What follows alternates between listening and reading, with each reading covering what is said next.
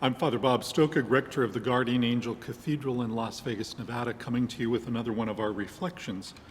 For the Christmas season, as we did with Christmas celebration itself in our previous video, we're going to evoke some of the hymns or carols of Christmas.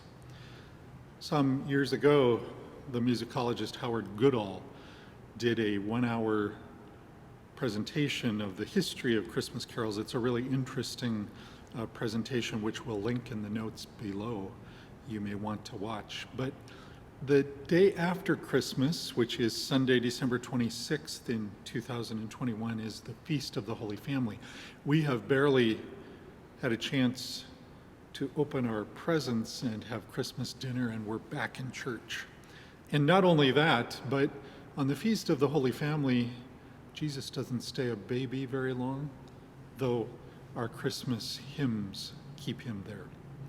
We thought for the Feast of the Holy Family, because it evokes the relationship between Mary and Jesus, and also then prefigures our celebration of the Epiphany, we would think about what child is this? This is a very well-known hymn, and it comes out of this Christmas carol tradition, which often took popular songs and gave them new texts to be able to express something of the faith of the season. Christmas carols, as I said, have an interesting history and often were frowned upon in the church. However, because they captured and gave voice to the average person's faith, they found a place in people's heart and practice and eventually found their way back into church practice. And this particular text of What Child Is This comes from a folk tune called Greensleeves, which is really a love poem about Lady Green Sleeves. It is a text originally that has nothing to do with the celebration of Christmas, and you can often hear it performed in madrigal and early folk singing kinds of settings.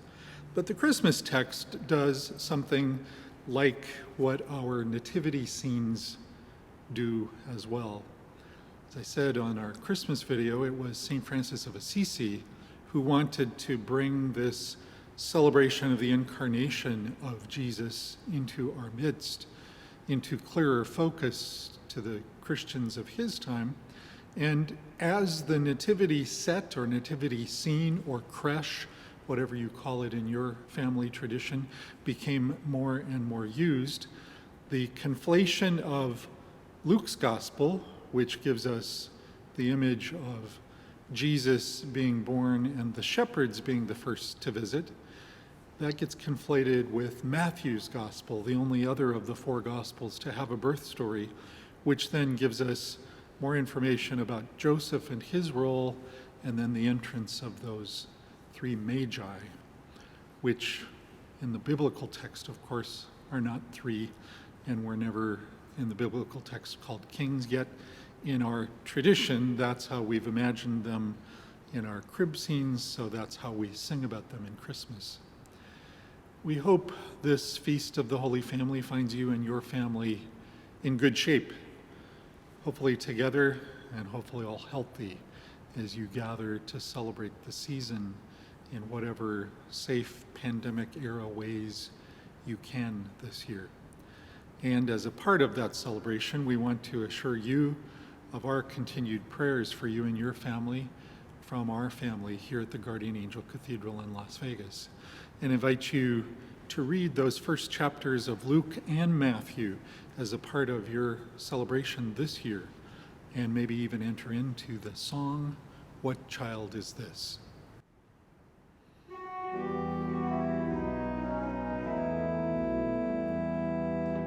What child is this who laid to rest on Mary's lap is sleeping, whom angels greet with anthems sweet, while shepherds watch are keeping?